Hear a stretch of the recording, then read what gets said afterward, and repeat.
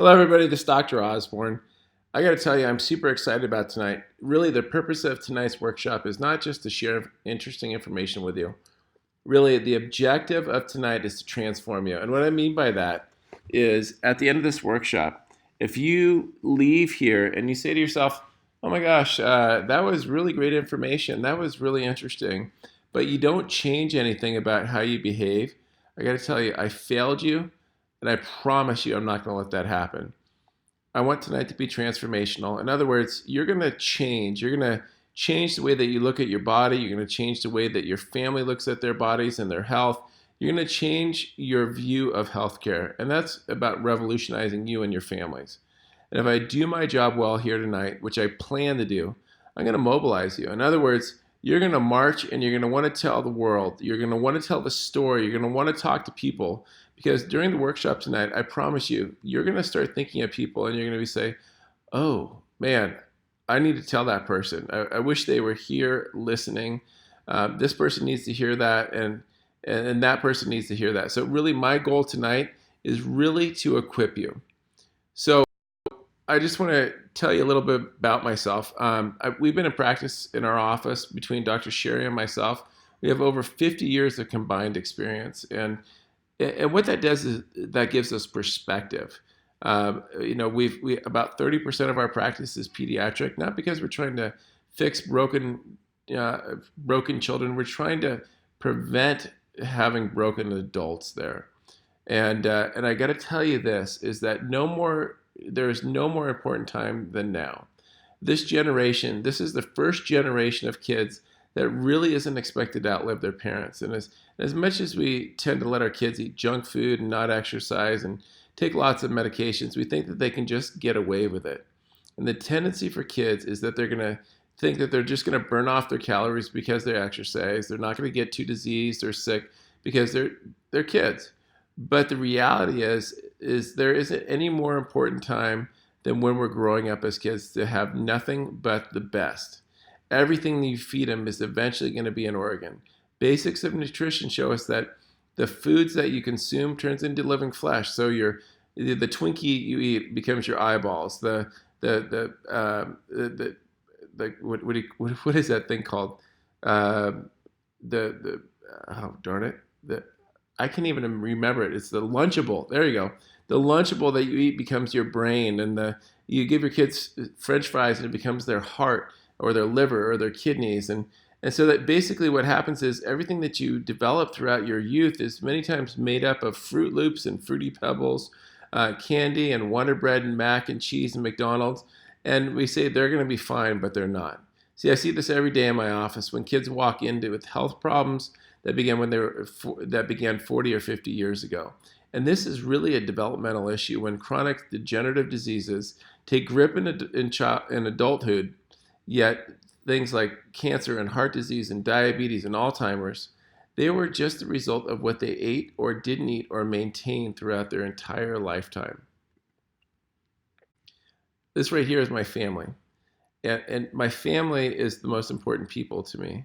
They're the reason for the mission. And I have to tell you, everything we're going to talk about tonight is about the mission. And the mission is we want to really empower kids. We want to empower families to live healthier lives through chiropractic care and an integration of the 5 essentials. And I really want to share with you some of the things that's on my heart. And the mission is my heart. We just want to see changes in our kids and our communities. We want to see a generation of kids that change and are empowered to know that they're made incredible and that their bodies have no limitations. And that there's no limitation in their life if they put the energy into it. We want kids to know that there's consequences for everything that we do, and health is something that we have to work for. I mean, we love that we're seeing more and more kids in our office, but there's more and more kids going to the doctor also. We want our kids to stay healthy and well, and our goal is to change the mindset of this generation moving forward. So where are your kids right now? So the first thing that I want you to know is this, is that our job is that we don't have to make your children healthy. Their divine right is that they're healthy. From the day that they were born to be healthy. And the first thing I want you to understand is that they are extraordinary. You are extraordinary. And I think we've lost touch with that. I think we've lost touch with the magnificence and the intelligence of the human body. I mean, there's an incredible intelligence that took you from 2 cells to 270 cells. 72 trillion cells in 270 days. And I have to tell you, that is pretty awesome. So if you agree with me, just hit the like button, because I got to tell you that you are a miracle. And there's an intelligence that runs every cell of your body, every tissue of your body, every organ of your body. And it's what's kept you breathing without ever having to think about one breath or even one drop of blood pumping through your bloodstream all day. And that happens throughout your entire life. It's digesting the lunch that they had today. It's digesting the lunch that you had today. And it's bringing those amino acids where you need them and essential fatty acids where you need them. So the quality of your life's trajectory is something that every opportunity I get to teach, and I call this the chiropractic message. And I like to give people a very simple understanding of what it's like. I got to tell you, so if you can imagine, there's this graph, and on one side it says health, and on the other side it says length of life. Do you understand what I mean by quality of life without a big explanation? And the thing is that how many people think about their quality of life? They just think about today many times. How many people think that what our lives should look like? Probably not. Most people don't think what they should look like. They only look like what they are looking like. So what I'm here to tell you is that what is possible. I'm not here to tell you that you're going to live a life without any challenges, but what I'm here to tell you is that there's a totally different trajectory of life available out in front of you. And what I'm here to tell you is that I've seen in practice over the last 25 years in almost 20,000 cases is that this is possible, that you can have an extraordinary life. You see, I firmly believe that there are 2 lives waiting for you. There's one of possibility and there's one of probability. And the life of probability is one that you just keep doing what you're doing, and you're probably going to get what, well, everybody else gets. I mean, and there's a life of possibility that says this: if you understand and learn and recognize that there are strategies, that there are choices that you can make that will better your outcomes, then those things will predict a better outcome, and you will employ those things over time. And so you can expect a better quality of life and a better outcome. So just hit the heart button if you understand. Just give me a thumbs up if you like that. So the reason why we're doing this class tonight is for one reason. It's because what the experts say.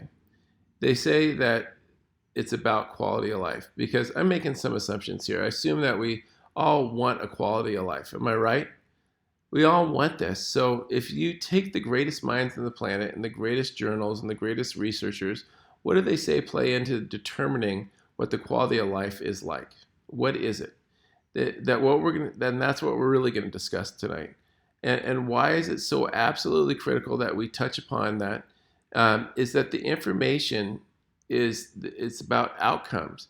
It's about where are we going to be, and that our healthcare model is failing. The model is absolutely failing, and we don't have a healthcare crisis in the country. We have a health crisis in our country. And I love what Mike Huckabee said once. And it's been a long time since the presidential elections, but I heard him speaking, and he said, you could never design a system that would successfully support a group of people who are not taking care of themselves. And that's why the current model that we have is failing. And these are the outcomes. It's time for a better way. You see this. So sickness is the opposite of health. This mindset, this paradigm, your viewpoint, your belief system is the greatest predictor of your outcome. So if you walk away from here with anything tonight, I want you to walk away with this, in this one big thought, this one big shift in your belief system, that the belief system is everything, because your belief system organizes your behaviors. And it's all about your behaviors. So there's one dramatic gear shift that I want you to make. And that is this, is that when you have a shift in your belief system, sickness is not the opposite of health. That's the one thing I want you to walk away from. Sickness is not the opposite of health. Sickness is the absence of health. Sickness is not the opposite of health. Sickness is the absence of health. See, here's the thing is that when you understand that sickness is the opposite of health, that this mindset, this paradigm, your viewpoint, your belief system is the greatest predictor of your outcome. So if you walk away from anything, I want you to completely remember this. So when I look at this, where are our kids right now? Well, how do we keep our kids from getting sick? The American Academy of Pediatrics has issued a new guideline saying that our kids need to start taking cholesterol medications. Did you guys know that there's a book called The Statin Dementia? So how many of their grandparents actually have dementia where they don't even remember their grandkids' names, and that's directly related to cholesterol medications? And we're going to start prescribing those to our kids as early as 8 years old. So the problem and it's happening younger and younger and younger. When they actually did autopsies of 200 children that were involved in fatal accidents, in the autopsy, they opened up the kid's chest and their coronary arteries, and they found that in kids between 2 and 15, almost 10% of them already had cholesterol issues and plaquing in their arteries.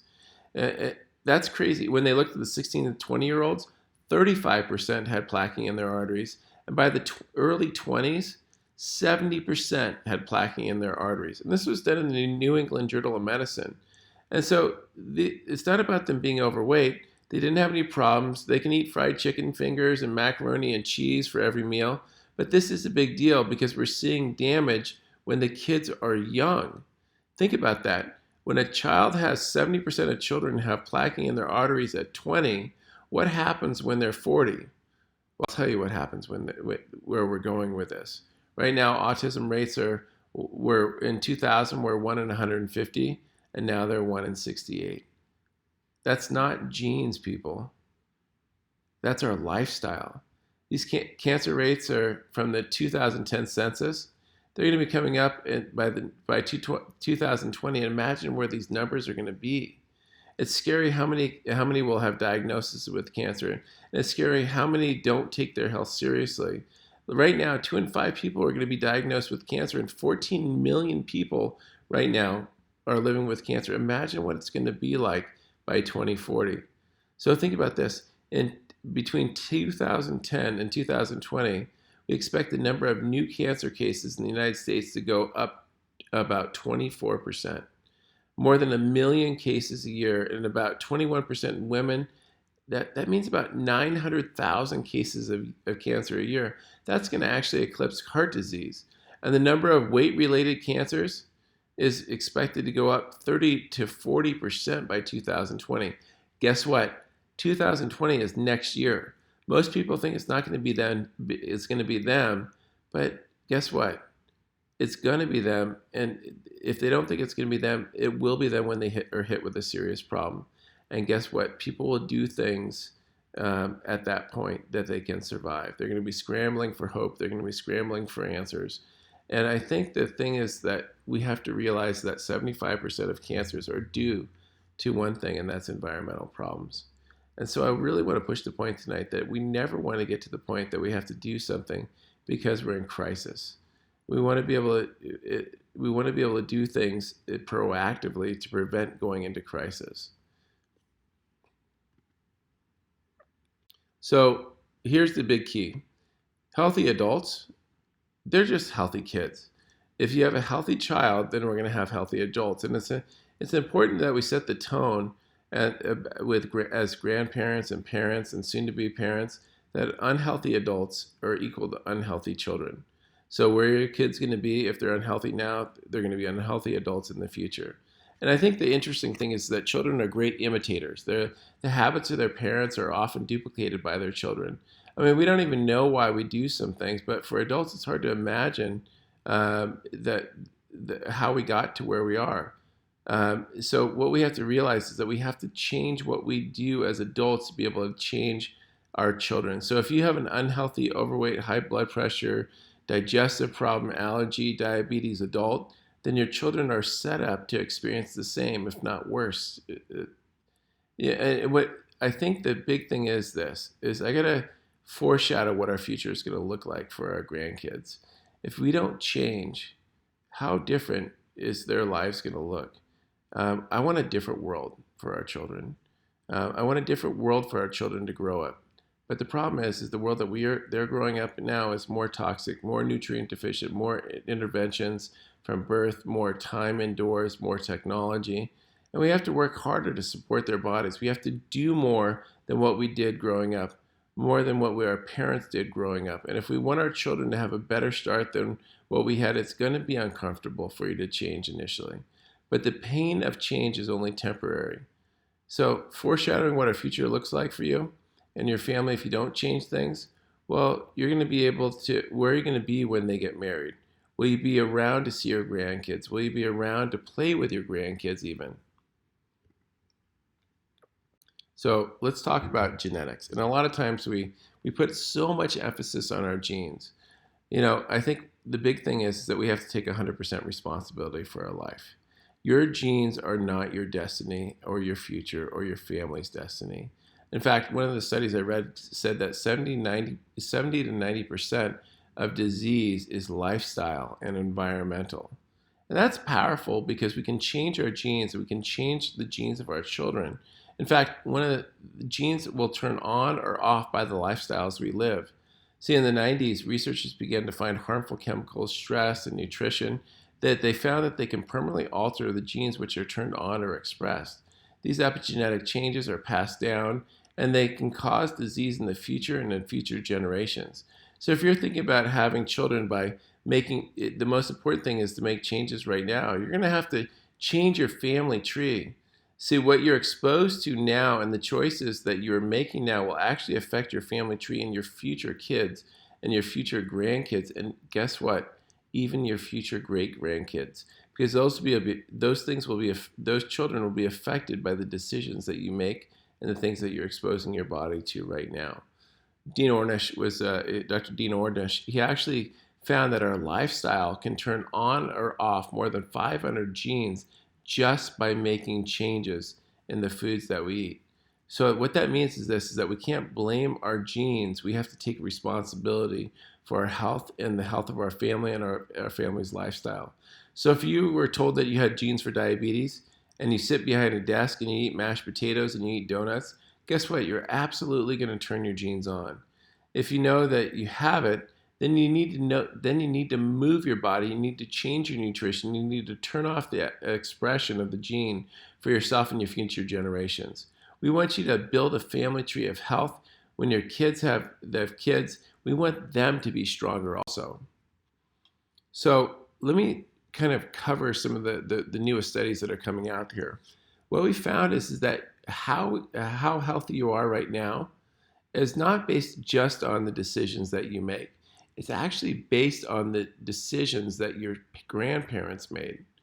It's called epigenetics. See, here's the thing. Evolution is a long-term adaptive process. It can take 60 to 100,000 years to make decisions there. Your nervous system responds to those environments, and it'll actually turn on or turn off the genes. So all the aspects of our early lives, they stay with us for the rest of our lives. And what they do is they set the time control mechanisms of our body and processes such as appetite and our predisposition to laying down fat or our ability to actually effectively exercise.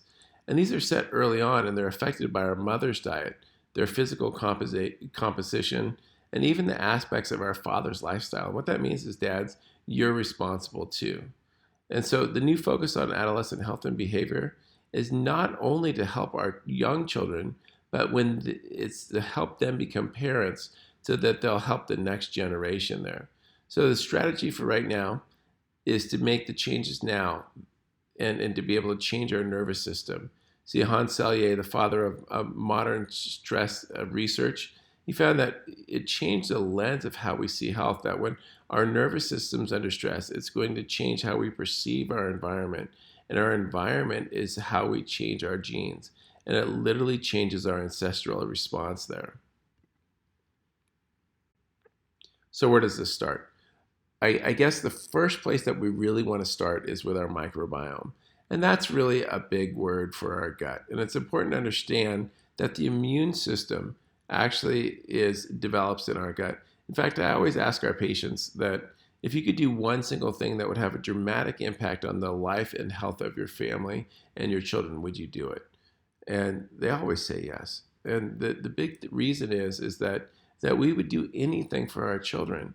So there's two things that we need to really have to have an impact on our children's health. Number one is we have to take care of our children's nervous system, because that's how we perceive the world that we live in. Number two, we actually have to take care of their gut. See, the microbiome, it's acquired starting at birth, and by the age of 3, it's really the same as adults. So most development in the first three occurs in the first 3 years of life, and it continues to early teenage years, but really not much more to beyond that. So the gut that you have, the bacteria that you have, the microbiome that you have as a teenager really continues into life. So the health issues that we have, I mean, that's the number one thing we hear about all the time, is the gut microbiome. Well, as adults, those were child issues that we developed there. So we're really strict with the child's microbiome, because during the developmental period, and there's a reason you might be born like with gut issues, and that is because when we're born, we're really sterile, and as we come through the vaginal canal, we get covered with bacteria, which protects us, and they work with us they actually call it the probiotic gulp. So the very first probiotics you take are during the birthing process. Over 5,000 species of bacteria live in our gut, which really communicates with our brain and our immune system. 50% of our dopamine, 90% of which is our satisfaction hormone, 90% of our serotonin, which is our happy hormone, is actually made in our gut. So if you're an unhappy adult, we actually have to look back into childhood and looking at like where we started there. So the microbes in our gut, they communicate with the brain through the vagus nerve, and the microbes can literally hijack the signaling to the brain and cause us to crave certain foods, such as sugars and carbohydrates. I mean, certain microbes will cause you cravings to eat those sugars, and literally what you're doing is you're feeding the microbes that crave them, and they grow, causing more cravings there. So a lot of times parents will tell me that their kids crave sweets and not healthy foods. Well, could this be because they don't have a healthy biome? It takes a little bit of effort initially to make the change, and then they'll start to get the signals that'll tell them to crave healthy foods. And this is important because not only digestive healthy, but their thinking, their mood, and 70-80% of their immune system and their skin as well. So when a child starts with a compromised gut from the birthing process, it's actually going to have a long-term impact on their life there. So let's look at some of the things that happen when we have a weak immune system: type 1 diabetes, asthma, allergies, hay fever, dermatitis, eczema, food allergies, celiac disease, Crohn's disease, cancers. All these things that people don't normally associate with the immune system, they're all things that start in our gut. And all these things they're responsive when we have a healthy gut. So what are and that's one of the reasons why we always talk about probiotics in our office. It's my belief right now, for at least the first 3 years of life, but probably for the first 18 years of life, that a kid should be on a probiotic powder. And the reason being is that, the kids are, that's when their immune system's developing there. That's the immune system they're going to have for life.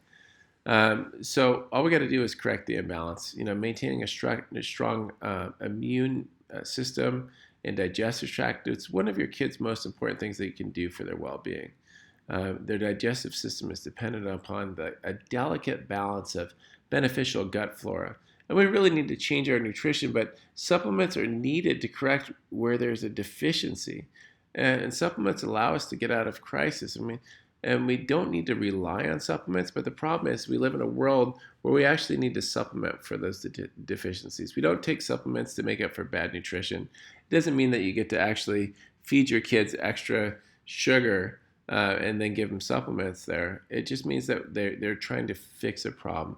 And so the probiotic supplement that I recommend is that it has a number of beneficial bacteria in the that will help support the gastrointestinal tract. It's really going to restore the balance and promote optimal digestion and a healthy immune system. And it has about 6 billion CFU. That means colony-forming units of probiotics per serving. So that's why one of the first things that I recommend for a healthy family is actually having a good probiotic powder on a regular basis. But I guess the point is this, is that it's about stop interfering. There's like your children were designed to be healthy. And so I guess the biggest challenge I see is when we start interfering with that health. So the first thing that the number one question I run into is, parents come in, they're like, oh, my child has a fever. So the thing is, you got to understand what a fever is. What's it doing? Is it doing the right thing? So either your body's intelligent or it's dumb. I mean, your whole life you've been told a fever is bad, and in fact, we really have fever phobia, and I want to help you take the fear out of it. The American Academy of Pediatrics released a clinical report in 2011 to educate parents on fevers and address fever phobia. I mean, sometimes a parent thinks that a child has a high fever because it's 101 or 102 degrees. Look, that's not high. Certain viruses and bacteria the body needs to get to a certain temperature to actually kill them. So if we actually lower the fever prematurely, the body will never be able to actually fight that bacteria or that virus. So if not having other problems, if their child's not having other problems such as a respiratory issue, then we should support that fever. I mean, it should go down and not stay stuck. So as soon as you notice that they're fighting a fever, get them in the office first, get them checked first, because what's a fever? It should be, it's a time for your body to actually fight there. One of the things that we find is that when a child has a fever, many times when we adjust them, maybe the fever will actually go up a little bit. But that means is that the body is actually doing what it's supposed to be doing to be able to work there.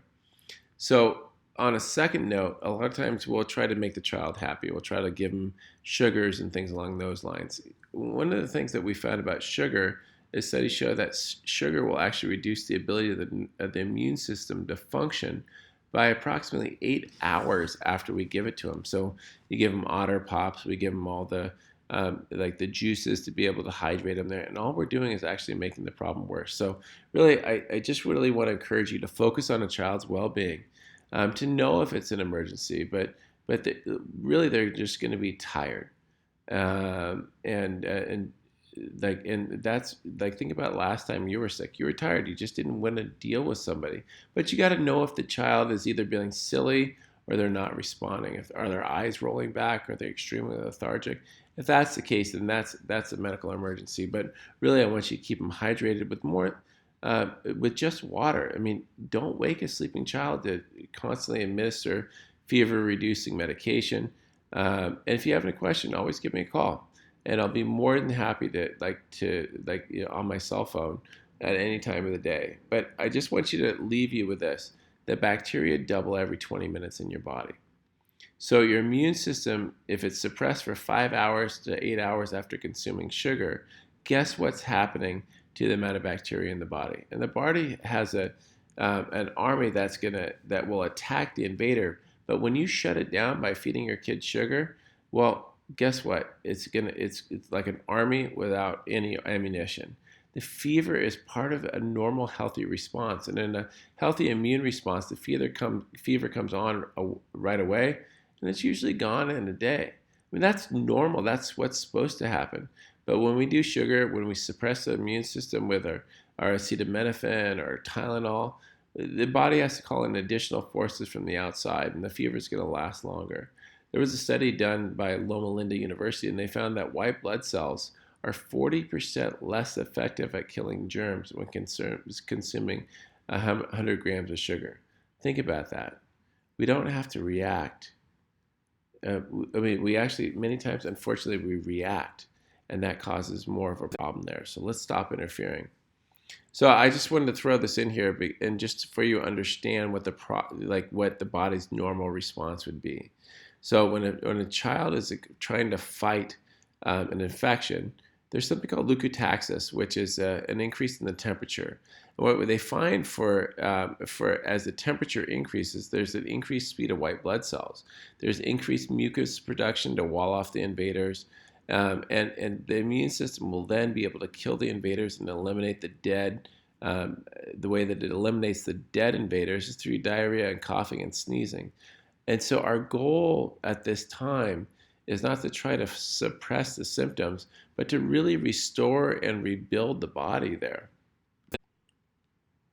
Problem is that what do we most likely do? Many times we're afraid of the fever.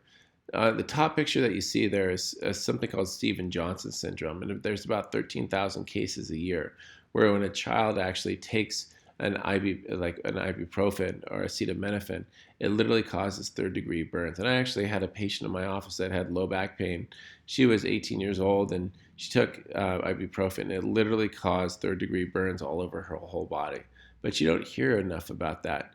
So the thing is that we just want to make our kids healthy, but the ibuprofen, the Tylenol is responsible for over 16,000 deaths a year in the United States. I mean, over 78,000 visits to our emergency rooms, and we give 27 billion pills a year. And what that does is it not only does it lower the fever, which interferes with the immune process, but it decreases the ability to build healthy joints, and it causes accelerated bone destruction. So I just want you to know that we just have to focus more on our what our children are strong at doing, which is fighting infection, rather than our own fears of our kids being uncomfortable. All right, so let's talk about chiropractic. And what the heck does chiropractic have to do with anything here? Well, look, so I come from the perspective, and you have to make this decision whether the body's intelligent. I mean, our bodies are designed to do everything. They're designed to deal with everything, unless there's an interference, right? And this is when we start to see disease and dysfunction. During pregnancy, the health of a mother's body begins to support this intelligent design, and unless there's an interference, and then we could see a problem with a child's development. And I really think that if you understand how and what this intelligence is, and we think that all we've learned over the past 100 years, and with all of our technology, that somehow we've mastered nature. But I really want you to keep this in perspective, because the human body is made up of about 75 trillion cells. That's a whole heck of a lot of cells. And every single one of those cells has an innate ability to regulate itself, to heal itself, and to more accurately recreate itself. And every single one of those 75 trillion cells has the ability to differentiate between what's food and what is not. And every single one of those 75 trillion cells has the ability to assimilate and to excrete. And every single one of those cells has the ability to move. And there are characteristics that contribute to what we call cellular intelligence. And these cells also have the ability to relate to and to function with other cells in an organized, coordinated, harmonious, and intelligent manner. And when these cells get together and do that, they form tissues. And these tissues, the tissue ability then starts to work, and we call this tissue intelligence. And the tissues have the ability to relate to and function with other tissues in an organized, coordinated, harmonious, intelligent fashion. And when these different tissues get together, they form organs. When the organs' ability, they start to function, and this is what we call organ intelligence. And when the organs have the ability to relate to and function with other organs in an organized, coordinated, harmonious, intelligent fashion, well, they get together and they form systems, and these systems, it's what we call system intelligence. And even the systems have the ability to relate to and function with other systems. And we call that intelligence. And when these systems come together and do that, that's when we have a healthy body. So the body's ability then to function perfectly is what we call body intelligence. But our chiropractic forefathers and our chiropractic foremothers decided to keep it simple. And we call this intelligence innate intelligence. And that's all innate intelligence is. It's not a thing. It's not tangible. It's a term that we made up to describe the self-healing, self-regulating nature of the body. It's a term that we use to describe the body's ability in every cell within to be able to function perfectly. So you got to remember, you have 75 trillion cells, and it can only do one thing when it's connected to a power supply, and that's to function 100%. And in the human body, we assume that the source of the energy, the power supply, is in the brain and the spinal cord, because as far as we know, the nervous system is the only system that has either direct or indirect contact with every single tissue, cell, and organ in the entire body, so that it would appear that the innate intelligence in her wisdom uses the nervous system as her vehicle to perform her mission to maintain the material of the body of a living thing in active organization. In chiropractic, there's something called the 33 principles, and that's the principle number 21, which means that as long as the brain is connected to the body and the body to the brain, all of our cells' innate intelligence will be fully expressed through every single one of those cells. And the cells will function as they were designed to function, and those tissues will function as they're designed to function. And the organs and the organ systems will function as they're designed to function. The body will function as it's designed to function, and the individual will have at least a chance to fulfill their own personal potential. Problem is that there's something called a subluxation, and the presence of nerve interference to the nervous system will interfere with the communication between the brain and those 75 trillion cells, which means that innate intelligence cannot be fully expressed through all those cells. Those cells can't function as they were designed to function. The tissues can't function as they're designed to function. And the organs won't be able to function as they're designed to function, and the body can't function. That's why it's so important that chiropractic is a core of raising children according to their design. So when does the first subluxation occur? Well, many times people think that a subluxation has to be due to a trauma. A subluxation is a misalignment of a vertebra interfering with the brain, communicating the body, interfering with the innate intelligence, communicating the body. A baby's born with a seemingly non-traumatic birth. Well, how can they still have interference? Well, there's something called intrauterine constraint, when the mother's pelvis is actually torqued or twisted, and it can actually be responsible for compromising cranial bone formation and craniofacial alterations and things like congenital hip dysplasia. But most common is a problem in the upper cervical region. In fact, there was a study that came out that said 9 out of 10 children actually had had spinal issues from the birthing process there. So as a child's developing, they need the secondary curves, the curves in the neck and in the low back to develop. And at one time it was thought that it started after birth, but now they know that it actually starts in the uterus. So the problems of a mother become the problem of a child. One study showed of over 1,500 babies, they found that 90% had strain in the neck and the cervical areas after birth. The problem is if this goes uncorrected, it's going to interfere with their development. There is a blocked nerve pulse at the atlas can lower resistance to infection, especially in the ear and the nose and the throat. Another study found that 80% of children are not in autonomic balance. That means that their nervous system is not balanced. And what that can do is cause sympathetic overdrive, such as hyperactivity and issues focusing and lack of emotional control and decreased digestion, things like decreased immunity. And many times this happens during a C-section delivery or a delivery when any intervention like such as vacuum and extraction. Many people think that a C-section is safe, but it's actually very traumatic to the baby. So these restrictions can lead to the child not developing the secondary curves in their spine. They'll start to lose their forward neck curve and their low back curves. Babies with these misalignments will not be able to take tummy time, and parents will they're going to overuse many times parents will actually overuse like the baby carriers and the bouncers and the swings and the walkers that they're convenient, but they're not good for spinal development, and they're not good for the nervous system development. They're not good for a child's ability to express their intelligent design. So when I take a picture of a 7-year-old and they have a reverse curve and the parent asks me how this happens, I know where it begins. It could have happened in utero, but it could have also happened throughout them raising them as a child there. So here's some of the warning signs that I think are really important. And they're common, but I got to tell you, they're not normal. Something is causing it, and you just have to find out what it is. An inability to latch when nursing, favoring to one side when nursing, heartburn. I can't even understand how, like, a doctor would say that a child has heartburn.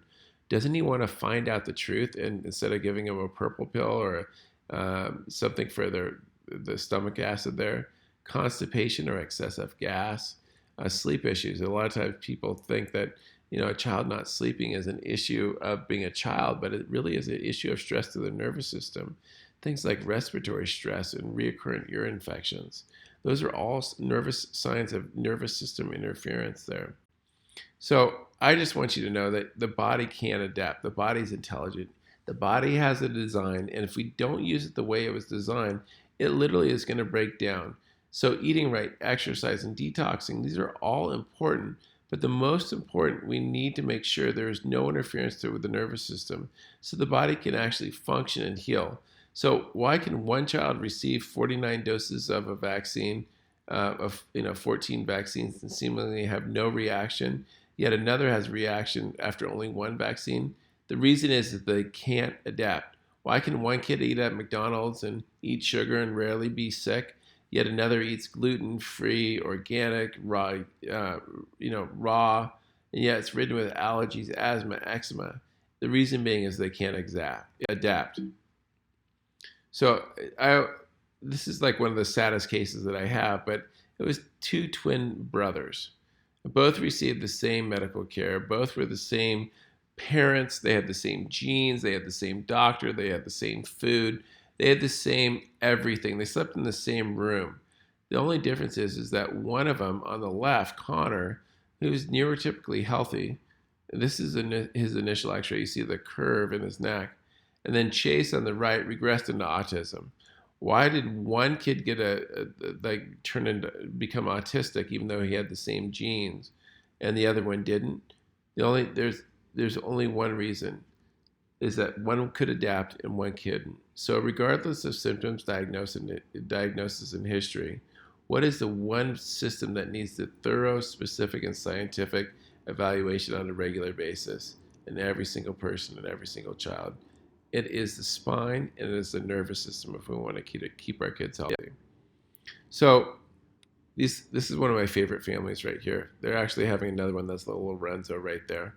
But one of the things is that if you haven't been adjusted since birth, if you haven't had your spine maintained since birth, there's gonna be issues, and we have to be mature about it. So adjusting babies isn't like adjusting adults.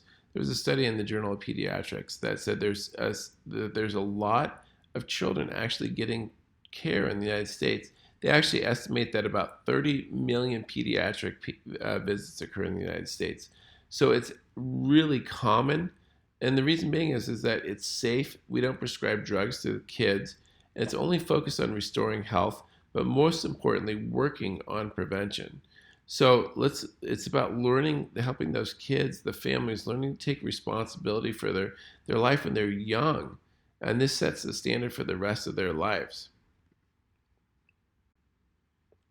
So I think the thing that we think about is that our kids are healthy, but what we really want to focus on is making sure they're happy, they're healthy. So many kids, they just don't know. So many people don't know that there's an option for healthcare for their children. They think the only thing that their healthcare plan is their vaccine schedule. And I always ask patients, if there was one single thing that you could do that would forever impact the health of your child, would you do it? And the answer is always yes. And the answer is get your well baby checked today to make sure your kid's nervous system is functioning properly. I mean, people know that they're lost and they're struggling. There was that study that I was talking about in the Journal of Pediatrics was talking about 30 million visits. What are those patients doing? They're getting their kids healthy. So we want to make sure that they learn to take responsibility for their lives and their health.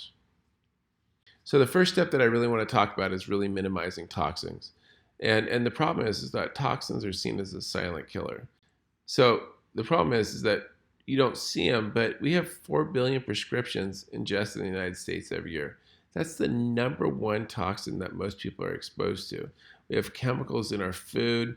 We have chemicals in like around us, and only like a small percentage of them actually been researched for being healthy or safe for us. And then none of the research has actually gone into seeing if they all are healthy and safe as they work together. Our inside of our houses are 5 to 100 times more toxic than the outside air. And I think the crazy thing is that the average person ingests between 140 and 150 pounds of additives every year. That's scary. When we start thinking about like things like the PCBs that were widely used in furniture foam and electronics and flame retardants, those are the things that end up on the floor of our house when the kids walking or like crawling around on his hands and knees. But those things are like have been associated with memory and learning and developmental problems, as well as endocrine disruption and cancer. And they're crawling around on their hands and their knees. And what do kids do? They put everything in their mouths. So I don't know if you guys have heard of this study, but it's called the 10 Americans study. And it's really, for me, one of the most important things that the studies that was done. It was done in 2012 by the Environmental Working Group. And what they did is they took blood samples from 10 Americans who had no direct exposure to toxins. And the reason they had no direct exposure to toxins is that they were just still in utero.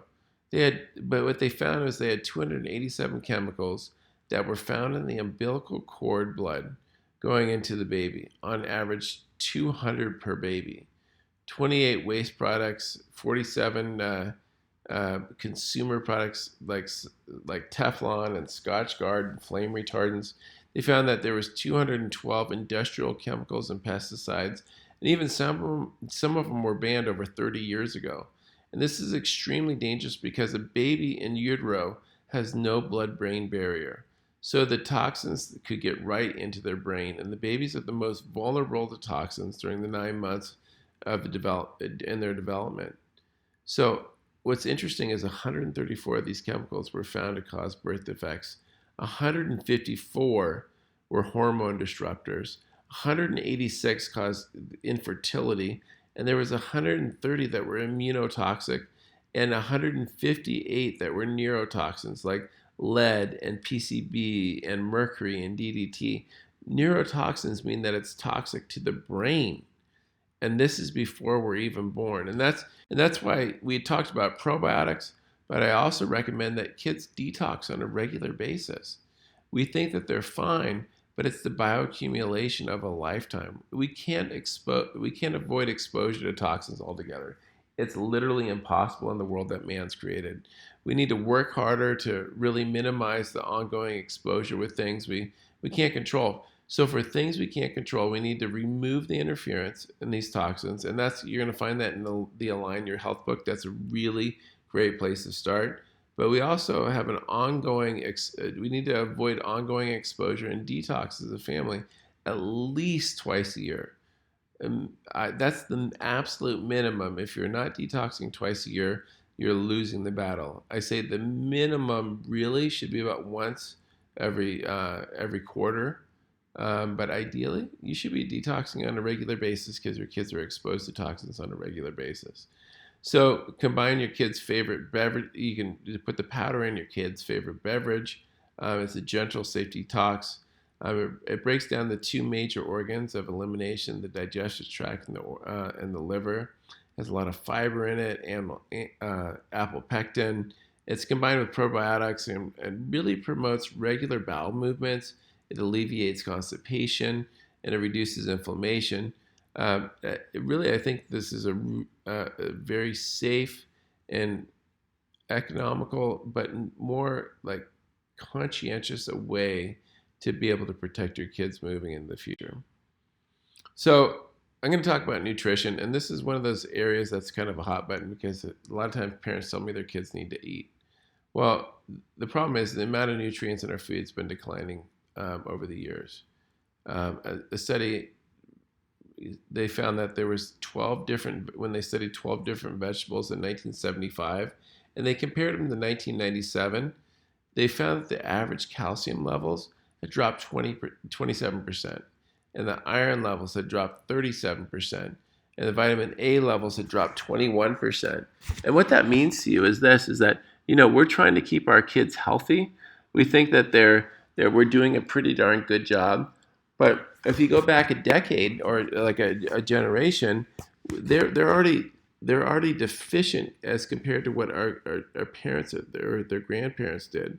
And this generation of kids is exposed to way more nutrient deficiencies in a toxic world, which is a problem that we didn't have to deal with as we were growing up as parents. Problem is this, is that what happens in the next generation, we are what our parents ate. And they found that like when a mom had an unhealthy diet, they found that there was long-term irreversible health issues.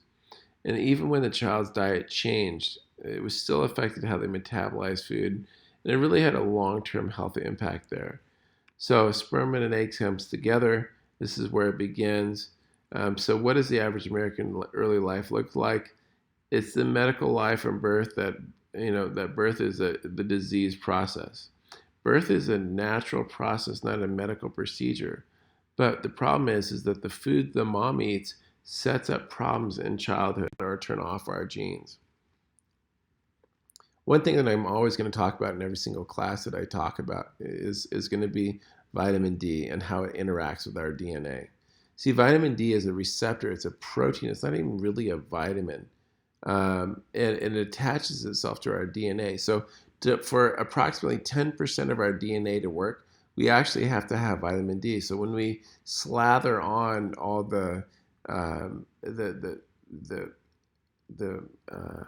and I'm sorry about this, but the slather on like the sunscreens and things like that, it prevents our bodies from getting vitamin D from the sun. We're finding more and more of our kids are vitamin D deficient. And that leads to lowered immunity. It leads to inflammation. It leads to mood changes. But more importantly, it leads to them not being able to express themselves genetically as they were designed to. So where do we start? So sometimes I'm going to say do this or do that, but here's what we don't want to do. Is we don't want to pack Lunchables. We don't want to pack bags of chips. We don't want to pack desserts. We don't want to pack fruit drinks, which have all kinds of sugar. Look, I know they're convenient. I know that they're easy, but it's the long-term effects that we're looking at. There was a study that was done that said 70% of moms are going to gravitate towards chemically laden foods and low-fat foods, which means they're more processed and more refined. Look, I understand. I'm a parent. It's hard. But the problem is that nothing easy is ever worth it. When we take the easy way out for the foods that we put in our kids' mouths, there's going to be long-term consequences for them. So what we want to do is we want to increase the proteins, such as prepping a bunch of organic chicken breasts ahead of time, cutting it into cubes for easy eating, like hummus and raw cheese and seeds. We're starting to look at our carbohydrates. Veggies are a great source of carbohydrates. They're filling and they have high fiber, which actually bind with the sugar and pulls it out.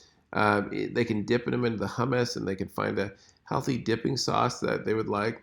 Things like berries and apple slices and pickles and coconut wraps. Cutting fruit and veggies into smaller pieces. Kids are going to be much more likely to eat them.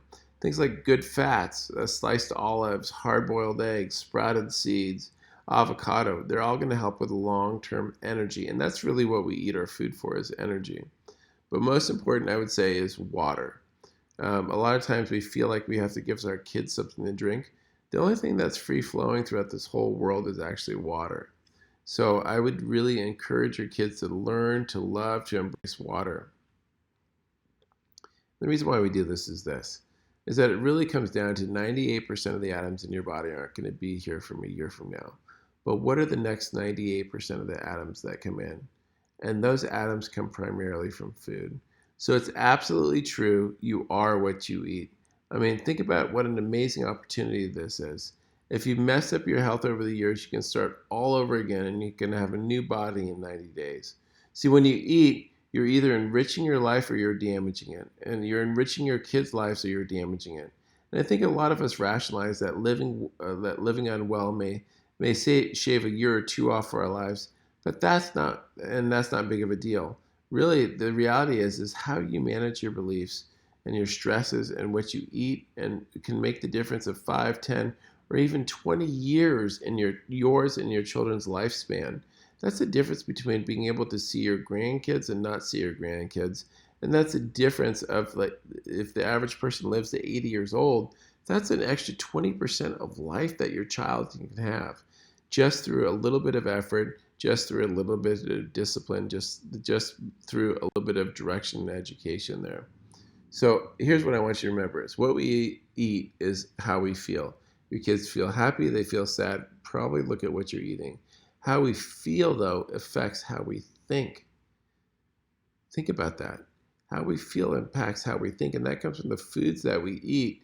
And what that means is that what you eat impacts what you think. So are we going to spend $20,000 a year on sending our kid off to school to get a good education and they can't even think well because we want to save money on food? Think about, like, if our kids are depressed or they're stressed, it's looking at the foods that they have, the environment they have, which will determine how their bodies are able to function, how they're able to feel, and how they're able to think there.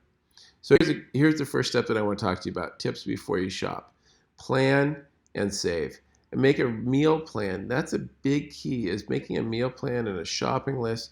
Use the foods that you have, and you'll find deals and store ads. The biggest problem I find is that people say they can't eat healthy because they can't afford it. No, they have put the effort in to be able to find where the deals are. Add more fruits and vegetables to your meal plan.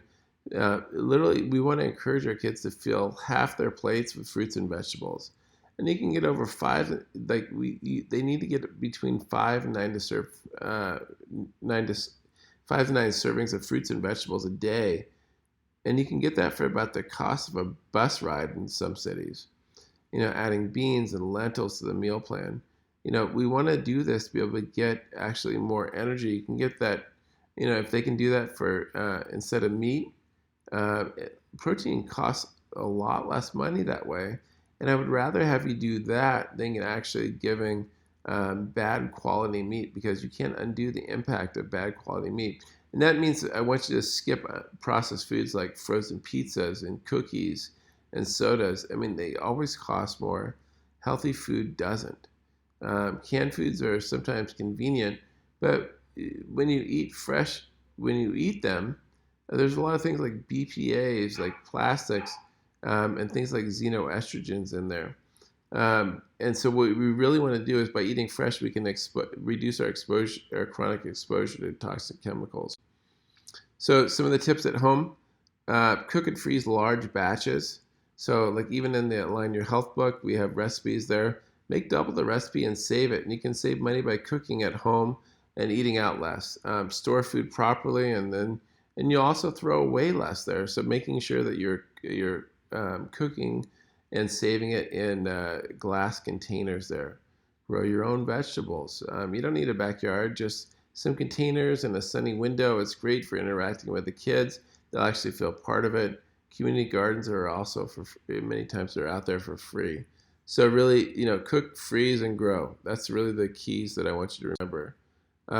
Sometimes at the stores, we want to stock up to save money. Foods that last include rice and beans, cooking oil, and frozen foods. But the cooking oil we want to make sure that we're getting is healthy cooking oil, like olive oil and coconut oils there. So I want you to buy extra when they're on sale. You always try to check out unit prices, because they'll give you a better idea of what what the actual cost is there. And buy them from bulk containers if your store has them. Always look for bargains on fresh fruits and vegetables. Use the price tracker to find good deals on fruits and vegetables. And fresh produce prices can drop when they're in season. And that's when we want to eat our fruits, like the fruits and vegetables. when they're in season, not out of season there. I mean, think about it. Like, where do you get an apple in the middle of winter? It has to come from somewhere. And many times they pick it before it's even ripe.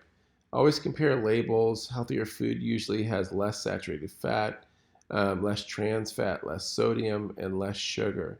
Look for deals at your farmer's market. Someone will give them to you. And in fact, what I've found is that if I start shopping at the end of the night, uh, or at the end of towards the end of the farmer's market, they're going to start cutting us deals there. So what not to buy at a grocery store? Salad dressings. Salad dressing is always going to add about 100 to 200 calories to your dinner. You do the math on that, 200 calories. There's 3,500 calories in a pound of fat. So for every 17 times that you eat a salad, you're going to gain a pound of fat. So learn to make homemade dressings with 3 or 4 ingredients. Pre-shredded cheese is convenient, but did you ever wonder why it doesn't melt? Because your body can't digest it. So companies that make those bags, they cut the cost by adding non-cheese fillers, including wood pulp and things along those lines. So make sure you grate your own cheese. A large amount of processed food dates are artificially short, so that the grocery store, they have to reorder them more often. So putting a new expiration date on expiring meat is what they do before they put plastic wrap on it. So you just have to realize is that you want to get your meats, and this is a big problem that I run into, is we always are looking for good meats, and we want to get meats for our family, but we want to make sure that they change the expiration date just before they put the plastic wrap on it. Meaning that the meat's been sitting there for a long time. So it's always grass-fed. We never have any meat that's not grass-fed. So go to the butcher counter and ask them if it's grass-fed. Order your cuts fresh. Don't wait till the plastic wrap's on there. Guac, hummus, salsa. So if you buy manufactured brands, you're likely to get a large amount of chemical additives. And they can also potentially be made with semi-rotten tomatoes and squishy avocados that can get repurposed there. So I think that the big thing that I really suggest is, we talked about probiotics, we talked about detoxing our kids, but really, I really think that every kid should be taking a multivitamin. It's just, if like healthy kids become healthy adults. And you can't, there's 2 sources of problems in it when I see disease: toxicity and deficiency. And so if a kid is toxic, there's no way that they can become sufficient, except with supplementation. So the supplementation, because our food is so deficient, we have issues there. So we're going to really focus on detoxing our kids, making them sufficient. Kids can't always get the nutrients that they need from food. And so the multi that we developed at Max Living, it bridges the gap between diet and what the kids get in optimal nutrition. So each tablet, it contains like vitamins and minerals and bioflavonoids and fermented superfoods there. There's no sugar or fructose or artificial sweeteners or colors or flavors. The other thing that's really important is omega-3s. And so omega-3s are absolutely essential. Omega-3s are what builds a child's brain. And every kid that I've ever met loves the Max Kids Omega-3. It's a strawberry lemonade flavor. It's a liquid so they can take it down. It has the type of omega-3 that's crucial for brain health, specifically to the areas used for memory and learning and reasoning. One of the things they find is that most kids are deficient in vitamin D3 and omegas, but the omegas are because they have so much processed food in their diet there. Don't forget about mom and dad. Look, just because you supplement your kids doesn't mean you get to forget about yourself. The Women's Multi, this is a powerful nutritional supplement. It supports optimal health for women. It has like vitamin A, D, E, and K, and a full spectrum of B vitamins for stress and minerals, which are deficient in our diet, along with like specialized blends of nutrients designed to support breast, bones, skin, reproductive, and cardiovascular health. The Men's Multi is a full spectrum vitamin specifically formulated to meet the wellness needs of men, and they're very different than that of women. There's powerful antioxidants from turmeric and green tea. There's alpha lipoic acid that supports healthy aging and cardiovascular health. There's saw palmetto for the prostate and zinc also for the prostate in it. But really, I'm going to just summarize it here, guys. We talked a lot of information. We talked a lot of mindset. But really want to give you some action steps here. And I think the first thing is mindset, knowing that your kids were designed to be healthy, the body was intelligent. And so one of the things that I found in my family is always having a code. And the code is that in our family, we don't have excuses. We work hard. We take care of ourselves. We do what we say we're going to do, and we never give up. And really, I think that's the most important thing. We also teach our kids to have a war plan from a young age. And we have a schedule that our kids do. And what that schedule, that war plan does is it allows them to go be warriors in their life, to be able to have organization, to be able to reduce the stresses that they have. But I really think that, a lot of times people will say, oh, that's just too much. Well, I think discipline equals freedom. Discipline starts with waking up early in the morning. And when you impose discipline, when someone else, there's a difference between imposed discipline. And imposed discipline is when someone else makes you do what they want you to do. Self-discipline is when you take control of yourself, when you push and you do the hard things. So don't worry about motivation. Motivation is just a feeling. It comes and goes. Discipline comes. It keeps you on the warrior path. Financial freedom is from financial discipline. It's saving money, not wasting it. When we talk about our food for fuel, discipline with what you put in your mouth and in your body, because your body's a machine like your car. The food that you eat is the fuel that you have for your body. So the only time to start to make yourself better is now, not tomorrow, not next week. It's not a good plan. That's not a good plan. Like living a healthy, fulfilled, discipline-free life, it takes a good plan, and that's what Maximize Living and the 5 Essentials is all about. It's the plan that you can discipline and execute it. So as a parent, I'm going to suggest that you read the Align Your Health book. And if you're willing to do the work, you can do just about anything. Because the problem is fear is in the waiting. Fear lives in the moment, that powerful moment between when you decide what you're going to do and when you do something. And the only way that you can ever overcome fear is by actually doing something there. So here's the next steps. Number 1, I want you to focus on getting your kid's nervous system checked. That's the intelligent lifeline through your body. That's the single most important thing that you can do to have a radical impact on your child's health there. Keep your kids moving and avoid them sitting for long periods of times and not looking down at the dumb cell phones and the iPads there. And so I'm going to give you a challenge. Just get rid of screen time for a week. Maybe just giving them only an hour of screen time. Get rid of screen time before beds, TVs, computers, phones. Have your kids start practicing affirmations. The world's giving them affirmations. Why don't you choose the affirmations that you want to give to your kids? Planning family workouts together, doing things that you can do to make yourself stronger, make your kids stronger, and to have them see you as an example. With nutrition, really focusing on minimizing processed foods, reading nutrition labels, teaching them how to do those things, and being aware of sugars, and looking for and reducing toxic ingredients and supplements. There's all kinds of recipes on our website. Go to drtjosborne.com, and you'll be able to see a lot of the recipes that you can use for your kids.